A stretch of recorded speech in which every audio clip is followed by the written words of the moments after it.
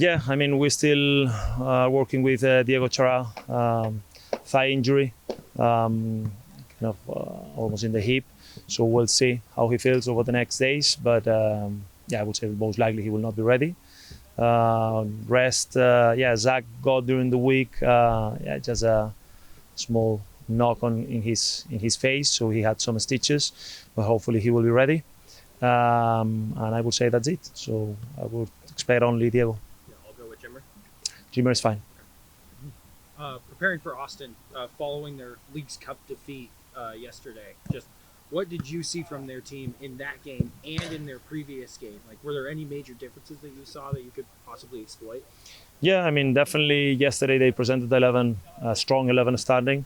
It's true that perhaps it's difficult to get a lot of conclusions from a game where they got a red card after only 40 minutes, so they have to play one man down for a lot of minutes.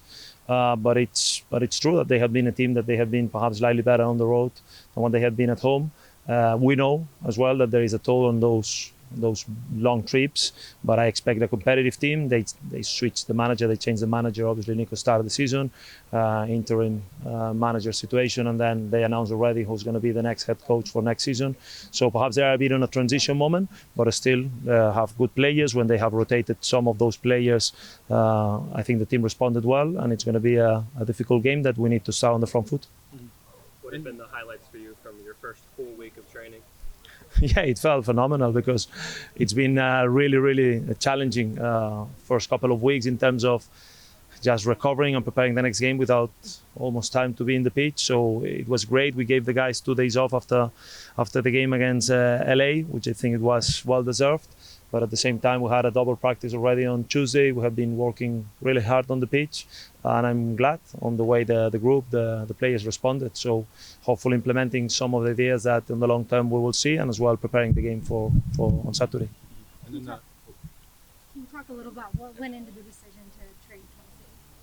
Yeah, I mean, it's been obviously a club decision as well. So we spoke about the pros and cons. Kevin was doing well. He's a young, talented striker. But I don't want to make any further statements until everything is official. You are aware about the situation. But the target will be always have full trust in Ned and his team to make sure that we are stronger at the end of the window. Can you just talk a little bit about replacing that type of production and leadership on this team moving forward for the remainder of the season? Definitely we're going to work on the window. So there is still some important days left.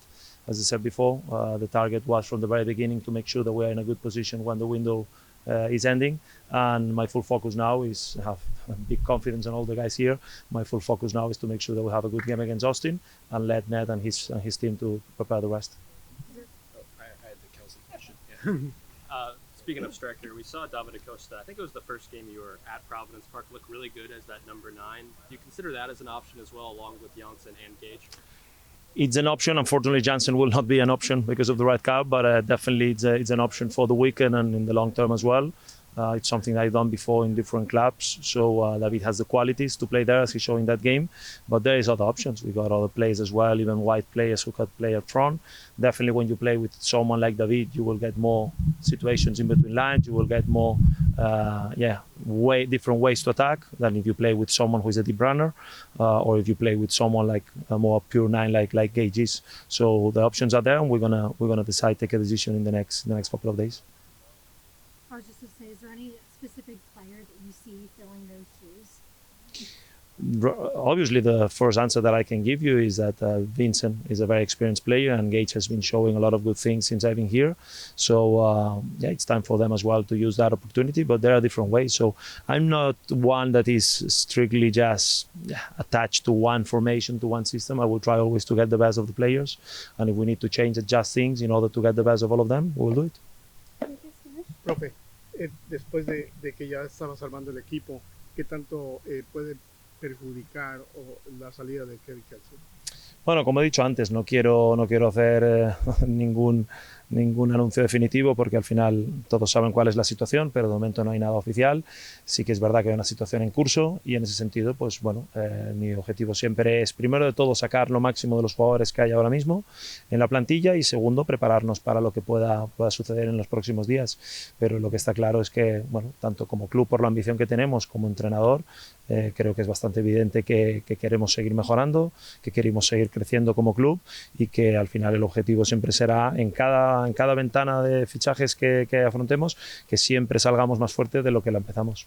¿Tienes algún candidato que viene de Europa, algún nombre que esperemos grande? Bueno, la realidad es que hay siempre buenos jugadores en el mercado. Sí que es verdad que es importante siempre acertar con lo que necesita el equipo. No se trata solo de nombres, sino de hombres, del jugador que realmente necesita el equipo. Y en ese sentido, pues bueno, hay muchas maneras de afrontarlo. Lo que está claro es que vamos a intentar buscar los roles, el perfil de jugador que se adapte a lo que realmente queremos, no solo un nombre grande. Finalmente, el partido contra Austin, después de ellos jugaron apenas un partido, ¿qué tanto van a tomar ventaja ustedes de eso? Bueno, al final las ventajas se toman en el campo y se toman compitiendo muy bien y se toman sacando realmente partido en el resultado. Si no, todo lo demás al final es hablar y muchas veces un equipo más descansado no quiere decir que vaya a ser mejor.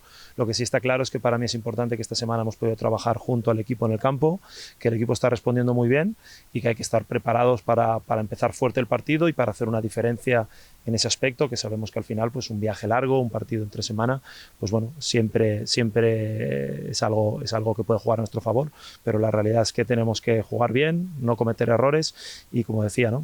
Seguir mejorando las cosas que sabemos que tenemos que mejorar, no conceder goles, empezar bien los partidos, cerrar bien los partidos. Entonces son objetivos quizá pequeños, pero que todos juntos pueden hacer la diferencia. Gracias. Is there something you haven't seen through the first 4 games that you want to see against the Austin match? Is there other tactical or personal? Is there one thing that you really want to hone in on this Austin match? Definitely there is a lot of things that we still want to implement, a lot of ideas, a lot of different ways to build up, different ways to press.